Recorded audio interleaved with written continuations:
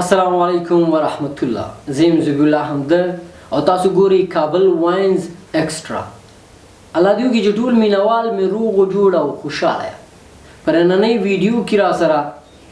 سلیم استومان صاحب مېلمه دی چې زما ملګری زموږ همکار او ماشاءالله الله تعالی ورته یو استعداد ورکړی دی چې د مکتب سبق سره سره د قرآن کریم حفظ کوي او ډیر واقعات ډیرې ښې خبرې ورته یادې دي د عالمانو نه د قاریانو نه یې اورېدلي دي او زیاتره چې زه ورسره کښېنم نو زه هم ترې همدغسې څه غوښتنه کوم تر څو زما او د دې او ستاسو وخت بېځایه نه شي ضایع نه شي یو څه زده کړو. نو ستومان صاحب ښه راغلاست. خیر اوسې مننه همدرد صاحب یوازې ستا نه مننه او بیا د کتونکو نه مننه چې ما ته هم په دې پروګرام کې وخت راکړ او موږ هم راوغوښتو دې پروګرام کار. مننه خیر اوسي. ستومان صاحب څه ورته وویل غواړې؟ زه یو وړه شانتې واقعه درته بیانوم. مهرباني. وایي پخوا وخت کې یو دوه نفر وو په لار روان وو. دا یو بزرګ او دا یو کلیوالو بس خر ورسره و چیشه به بار کړی او کلي ته یې وړه. د کلیوال کلي ته چیشه بار کړی او خو وړی یې ځان څخه. نو د کلیوال ورته ویلې چې د بزرګ ته چې خبرې به کوو لاره ډېره اوږده ده تر څو دا لاره موږ باندې لنډه شي. نو د بزرګ ورته په جواب کې ویلې چې زه خو یوه خبره په 1 روپۍ کومه. نو د کلیوال ورته ویل صحیح ده څه مشکل نشته دی. نو 1 روپۍ ورکړې وه. لومړۍ خبره ورته دا کړې وه د روپۍ په بدل کې چې چا سره په لاره ځئ باید موږ او تاسو د هغې نوم یې زده کړو د هغې پوښتنه وکړو د کوم ځای دی د کوم ځای نه دی. نو د کلیوال ورته ویل چې صحیح دی دا پوښتنه خو ما ته یاده وه خو ورته ویل چې بله خبره وکړه. نو د بزرګ خو ورته ویل چې زه خبره په 1 روپۍ کوم همدرد صاحب. نو بس ایسته د نفر د کلیوال بله روپۍ 2 روپۍ هم ورکړې ده چې 2 روپۍ ورکړې ده. نو دا بزرګ ورته دویمه خبره داسې وکړه چې د کور حل د باندې مه وایه او د باندې حل په کور کې مه وایه. نو په همدې رنګه 3 روپۍ هم ورکړې وه. نو درېیمه خبره ورته د دې په باره کې کړې وه چې چا نه څه نه غوښتي د ځانه مه ورکوه. چا نه یو پوښتنې جواب نه غوښتی د ځانه جواب مه ورکوه. لکه نن سبا زموږ او ستاسو ټولنه کې همدرد صاحب چا ورته څه ویلي نه د ځان نه یو خبره درته وکړي. نو درېیمه خبره یې په دې ډول ورته کړې وه همدرد صاحب. نو 4 روپۍ هم په همدې ډول ورکړې وه. 4مه خبره یې ورته دا کړې وه اخري خبره چې داسې ځای کې کښېنه یو مراسم یې واده یې یوه جلسه یې داسې ځای کې کښېنه چې ستا بېعزتي ونه شي. باید موږ او تاسو داسې ځای کې کښېنو چې موږ او تاسو څوک د دې ځای نه جګ نه کړي. نو بس دې ورته ویل چې صحیح دی.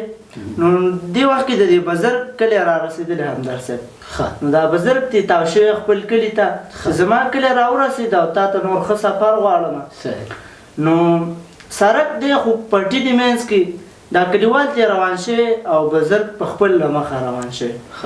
نو د کلیوال چې نیمایي ځای پورې رسېدلي چې هسې په دې خر باندې بار کړو هغه چپه شوي لیدلي و دي. نو دې ډېرې چغې کړي بزرګ خو ګوري چې لرې دی رانه خو بس ډېرې چغې ورته کړي ماما او کاکا په نوم او داسې نور وغیره نومونه باندې ورته غږ کړی خو هغې هغه خپل مزل سلو کړی دی همدرد صاحب خو نور یې ورته راکتلي نه دي. بس دا چې په خبره باندې هغې ورته نه دي راکتلي نو دې خر پرېښی دی ورمنډې منډې چې کله دې بزرګ ته ورسېدلې نو داسې لاس یې بیخی دی چې ماما تا ته ویم. نو دې بزرګ ورته ویلې چې د خدای بندګاره تا نه د 1 روپۍ ما د څه دپاره واخېسته د دې دپاره درنه ما واخېسته چې چا سره په لاره ځي باید د هغې نوم یې زده کړي د هغې د کوم ځای کې اوسېږي د هغې پوښتنه وکړي. نو تا سره ما دومره لار باندې مزل وکړ تا ما نه پوښتنه هم ونه کړه چې ستا څه نوم دی. که زما نوم تا ته یاد و نو تا به اوس ما ته دا چغې نه ویل چې او ماما هغه سړیه ودرېږه راشه تا به ما ته نوم اخیستی و زه به پوه شویم چې دا ما ته غږ کوي. نو تا چغې والې زه څه پوهېدم چې ته چا ته لکه هغې ورته ویل چې نن سبا خو موږ او تا سر یو ته ماما او کاکا په نوم باندې غږ کوو. نو ما ویل چې ته کوم یو ماما ته غږ کوې کاکا ته. نو بس راغې ورسره او اورې ورسره بار که جب شو خو بس لاړه کلیوال کلي ته لاړه. چې کلیوال کلي ته لاړه نو دویمه خبره ورته داسې کړې وه چې د باندې حل به کور کې نه وي او د کور حل به د باندې نه وي. نو دا یو ورځ بس ماښام ټیم دی بس ایسته وتی دی پټو طرف ته چې ګوري لکه د موسم نه دی د هندواړو خو دې یو هندواړه غټه هندواړه یې لیدلې وه داسې پټ ځکې وه نو دې ویلې پخوا وخت کې داسې و چې ماسخوتن کې به دا خلک حجره کې کېناستې بنډار غوندې به یې او قصې به یې کولې نو دې چې دا لیدلې دا سوچ یې کړی دی چې ولا ماښام ته خو زه په دې باندې شرط وامه ځکه چې د هندواړو وخت هم نه دی او دومره غټه هندواړه ما لیدلې ده زه به داسې دا سوچ دې داسې کړی چې زه به ورته یم چې هر چا دومره غټه هندواړه ما ته په دې وخت کې راوړه چې څه زما نه غواړي زه هماغه ورکوم او که ما راوړه نو هغه به یې ماته که ما راوړه نو که بیا زه څه غواړم په دې شي مې د هغې کور کې لاس کېښود هماغه به ماته راکړي نو بس دا چې راغلی دی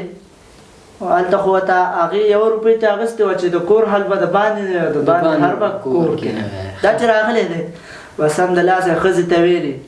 چې بېګا ته زه حجرې ته ځم همدر صاحب او په دې باندې به زه شرط لګوم که د شرط چا رانه وګاټه چې څه شی غواړي زه به یې ورکړم او که ما ته وګاټه چې زه هر څه غواړم هماغه به ما ته راکوي نو دې ښځې ته ویلې هغه ځې ماته خدای چې دغې ځي کې هندواړه ده نو د همدر صاحب دا ښځه وه بل چا سره جوړه چې دا ښځه بل چا سره جوړه وه نو بس ایسته دې ښځې د کم کس سره چې جوړه وه هماغې ته یې شیطاني کړې ده چې دغه ځي کې هندواړه ده او زما خاوند به بېګا ته پې شرط وخي او هغې ویلې شرط یې داسې دی چې چا تشي باندې زما کور کې زما خاندان کې بل تشي کې لکه زما په واک کې هغې باندې لاس کې خو د هغه زه به یې ورکوم یې د هغې شو نو ته به دا هندواړه راوشکې ورته به یې راوړې او ته به راشې ډایرکټ په ما باندې به لاس کېږدي بس زه به ستا شم نو بس دا خو اوس پوه دی هغه چې ماښام کې دا مېړی تللی دی او د حجره کې دغسې د شرط اعلان کړی همدر صاحب چې دا هندواړه چا راوړه نو ما شرط یې زه ورکوم هغه خو که رای نه وړه هغې شرط زه به چې څه غواړم هماغه به ما ته راکوي نو دلته خو دې ښځې اوس ورته ویلي ټول حال یې ورته ویلی او زه یې مې ورته ښودلی نو بس همدغې نفر ورته ویلي چې بس صحیح دی خو په خپله خبره باندې به یقیني ټیم ودرېږي چې زه بیا څه غواړم راکوې به دې ورته چې صحیح دی بس نور دا تللی او هندواړې ځای خو ورته ښځې ښودلی او چې دغې ځای کې هندواړه ده او راوړې بس ایسته تللی وه هندواړې راشکولې وه همدر صاحب راوړې وه حجرې ته چې حجرې ته یې راوړې وه نو به شرط یې وګاټه همدر صاحب اوس چې څه غواړي ورکوي به که نه هلته یې خبره کړې وه بس دا راکړه ډارې کې ورته په ښځه لاس کېښوده دقسې بس چې په ښځه ورته لاس کېښوده بس اوس شرط یې وګاټه نو بس ښځه به اوس ورکوي خو بس اوس دا کلیوال ډېر پریشانه دی سوچ کوي چې زه به اوس څه لاره کوم دې سره ښځه رانه وړي ځکه چې ما ورسره ژوند کړی خبره باندې ټینګار مې کړ بس ایسته سوچ کې ورته دا بزرګ ورپه یاد شوی دی چې ما نه 2 روپۍ د دې د خاطر اخیستې وه چې د کور حل د باندې حل کور کې مو وایه زبردست بس دا خبره ورپه یاده شوې ده اوس ویلې کلی خو یې لیدلی و چې بس نوم یې نه و یاد خو کلی یې لیدلی و چې دې کلي ته دا بزرګ مانه لاړ صحیح بس منډې کلي ته یې ځان رسولی دی همداسې چې کلي ته یې ځان رسولی بس پوښتنه یې کړې د دې بزرګ ایسته بزرګ پیدا کړی دی بزرګ ته یې ویل چې دغسې کار مو راسره وشو هغې ورته ویل تا ته خو ما ویل خو بس غلطي شوې اوس څه وکړو ښځه رانه وړي نو هغې ورته ویل چې داسې کار به وکړي چې ښځه به د سینګار کړي سازه به کړي همدر صاحب او بره د کوټې په سر به یې کښېنې چې کښېني نوله نو د کوټې سر ته به زینه لګېږي که نه چې ورخېږي نو چې زینه یې کوي خو تا ورته د یو شي ویلي چې یو شی بالې نو دا چې په یو پوړۍ باندې لاس کېږدي او خپه کېږدي خو یو پوړۍ شوه یو شی واغسته په دویمه چې کوي خو د دویم شو خو که په درېیمه یې څنګه کوي خو د بسته به یې د خپې نه ونیسي لاندې به یې راخطا کړي چې ما تا ته ویلي چې په یو شي دې لاس کېښود هماغه ستا دی تا په زینه کېښود د زینه والا نو بس خلاص به شي بس دې سړي سوچ کړی چې بس ولا چې کار خو سار شو بس راغلی دی همدغسې کار یې کړی دی ښځه یې ساده کړې کوټې په سره کېنولي کلیوال ټول راغلي دي چې شرط دی نو بس زینې ورته ایښې ده بس چې څنګه په دې یو پوړۍ خپه ایښې ده سې ورته نه دي ویلي په دویمه یې ایښې سې ورته نه دي چې په درېیمه یې ایښې همدر صاحب خپې نه راکش کړی لاندې راخطا کړی خلک ولاړو ولې شرط یې نه ګټلی صحیح دی وایي ما ورته ویلي شرط دی صحیح دی زه د خپلې خبرې نه وړم خو ما ورته ویل چې تشي باندې لاس کېښود هماغسته یو په وړۍ باندې لاس کېښوده څه مې ورته ونه ویل په دویمه یې کېښوده په دریمه خو بس ځینې دې ویسي ځان سره بس خلکو مې چې ولا چې خبرې صحیح شوه بس ایسته ورته ښځه پاتې شوې وه بس نور تللی یو جلسه غونتې وه بس انډیوالان ملګري دوستان راټول شوي یو څه مېلمانه د بل ځای نه هم راغلي بس خټکې راوړی چا اوس پوښتنه نه ده کړې چې دا چاقو چا سره شته چې دا خټکې پې موږ مات کړو چې ویې خورو نو بس چا ته پوښتنه نه ده کړې بس دوی د جېب نه چاقو راوباسي ډز خټکي کې ور منډلې بس قلې قلې کړې ده بس خوري ایسته یو پې دعوه کړې چې دا چاقو خو زما دی او زما د کور نه یو 3 ورځې مخکې غلا شوې وه د کور سامان یې مړ او سره زره پیسې بس ډېر خبرې ورته کړې وې بس ټول د غلا تورې په دې راواړه ځکه چې چاقو دی در سره صحیح نو دوی ته دا خبره ور په یاده شوه چې 3 روپۍ مانه دې بزرګ د دې دپاره اخیستې وه چې چا درنه څه نه غوښتي د ځان نه به نه ورکړې نو بس بیا ورته بزرګ ور په یاد شوی چې ورغلی بزرګ ته نو بس بزرګ ته خبرې ورسره نه کوي بس دا ورته ناست دی چې تر څو ما د دې خبرې جواب نه یې راویستی نو زه تر هغې نه ځمه صحیح نو بس ایسته دا بزرګ ډېر هوښیار وه دې یو وړه شانتې پیشو ساتلې وه نو پیشو یې ځان ته مخامخ کېنوله دې پیشو ته دا وایي لکه دا سړی اوس پوهېږي خو نور خبرې پیشو ته کوي خو یعنې دا سړی په غوږ وایي چې ته پیشو ته وایي چې تا نن دا 1 روپۍ ما د دې دپاره اخیستې وه چې چا سره په لاره ځي د هغې نوم یې زده کوه د هغې د ځي پوښتنه کوه 2 روپۍ او په هغې دې عمل ونه کړ 2 روپۍ مې د دې دپاره درنه اخیستې وه چې د کور حل د باندې مو وایه او د باندې حل په کور کې مو وایه په دې دې م عمل ونه کړ 3 روپۍ مې نه د دې دپاره اخیستې وه چې چا ته څه نه ویلي د ځان نه څه مه ورکوه مه جواب ورکوه مه د ځان نه څه شی ورکوه تا دا خبره مه مړي نه نو ته به اوس داسې کار وکړې دې پیشو ته وایي چې ته به ورته ووایې لکه پیشو ته وایي خو نور دې سړي ته جواب ورکړې چې ستا د یوه د حل لاره یوه خبره ده ته به ورته ووایې چې زما پلار جوړې خرڅولي او بس ایسته چا باران ته کړی یو سمسې ته یې بوړی او بس حلال کړی او بس دا چاقو یې ورته خېټه کې پرېښی و نو زه چې لاړم بس ما وکاته چې پلار په خېټه کې مې دا چاقو دی او مړ دی وفات دی نو ما دا چاقو د دې دپاره ساتلی چا پوښتنه وکړه هغه زما مدعي دی بس دغه دی د کار خبره اوس کړې دا اوس دې پیشو ته دا بزرګ لګېده خو دا سړی په غوږ وغي چې خبره دا یاده کړي نو دې سړي سوچ کړی چې ولا پیشو ته خو لګېده خو دا خبرې لکه چې ما ته بس په دې خبره باندې سوچ کړی ایسته همداسې را روان شوی چې را روان شوی دی بس پاچا ته خبره وتې ده چې د غلا تور پې دلته پورې شوی و که نه بس ډېرې خبرې وشوې نو هغې خپل بیانات ورکړه صحیح دی نو چې کله قاضي دا را مخکې کړه ته وایي چې ته څه وې دې ورته ویل چې دغسې زما پلار جوړې خرڅولې او چا باران ته کړی او بولې یو ځای کې بس مړ کړی و خو دا چاقو یې دې خېټه کې ورته پرېښی دا چاقو ما د دې دپاره جب کې اچولی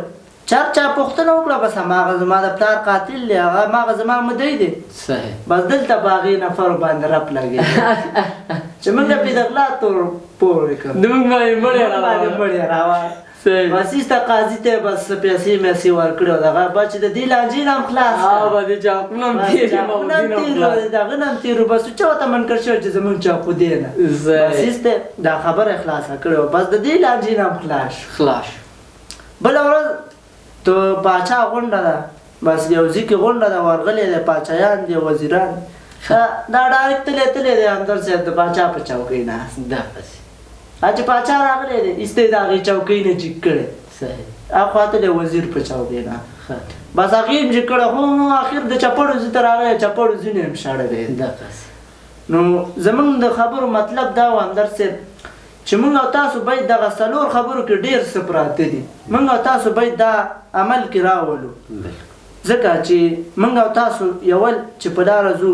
ځکه موږ ته وحي نه کېږي چې دا دغه کس دی د دې زوی دی د دې زوی دی موږ او تاسو باید ترې پوښتنه وکړو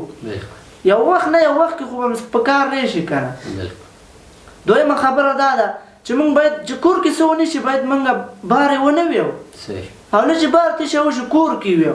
خدای ناخواسته موږ ته دې سبا ته لکه دې ته چې د غټه ستونزه ساده شوه لانجه دې ساده شوه موږ ته دې ساده شي بیا به څه کوو او بله درېیمه خبره دا وه چې یو چا څه نه غوښتي نه ورکوو باید موږ ورنه کړو باید ما نه چا اوس پوښتنه نه کړې زه ولې جواب ورکړم ما نه چا تشه نه غوښتې ولې ورکړم خدای ناخواسته ما ته دې غټ مشکل ساشي لکه دې باندې چې اوس د غلا تور راغی نو نن سبا خو موږ او تاسو کلي کې داسې مشران لرو چې بیا هغې ته د حل د مسلې ورته وویل چې دا مسله موږ ته حل کړه خو بس که پیسې دې ورکړې ورته به حل کې ګینې غریبي قصه کې دې نه دي ورځه او خبره دې نه حل کوي نو خدای ناخواسته موږ او تاسو داسې مشکل سره مخ نه شو ډېر زیاته مننه ستومان صاحب او څلورمه خبره ستومان صاحب دا وکړه چې کوم ځای ته چې تاسو ځئ که هغه یو محفل دی یو واده دی یو حجره ده یو بنډار دی هغه ځای ته چې لاړ شي نو خپل څادر سره خپې غځو خپل ځان ته وګوره هماغه ځای کې کښېنه داسې ځای کې مه کښېنه چې بیا هلته ستا بېعزتي وشي خپل ځای وپېژنه هماغه ته کښېنه ستومان صاحب ستاسو نه ډېره زیاته مننه او ستاسو د دغې خبرو نه ما ډېر څه آز کړ ما ډېر څه تېز زده کړه زه په دې باوري یم چې زما دغه وخت دا فضول تا سره خراب نه شو ویسټ نه شو په دې خاطر چې ما ډېر څه زده کړ ما په دې ټول عمر کې دا خبره نه وه اورېدلې ما ستاسو نه وه اورېدلې نو صحیح ده داسې مینهوال به وي داسې عالمان به وي داسې قاریان به وي چې زموږ دغه خبرې به یې اورېدلي کېدای شي دا خبرې دې د مخکې مو اورېدلي نو که څه کمی زیاتې زما یا د ستومان صاحب په خبرو کې راغلی نو بخښنه غواړو او ډېر رونو خویندو به د دې واقع نه نه خبر نو د دې سره خبر شو دغه په ځان باندې عملي کوي انشاءالله په ژوند کې به بدلون راشي او د ډېرو مشکلاتو نه به په امان کې نو که غواړئ چې د دغې مسلې نه نور خلک هم خبر شي او هغه هم په دغې عمل وکړي او ژوند یې ښایسته شي هم دنیا هم آخرت نو دغه ویډیو د نورو ملګرو سره شریکه کړئ انشاءالله په ثواب کې به راسره سم شریک یاست تر بلې ویډیو مو په الله سپارم السلام علیکم ورحمت الله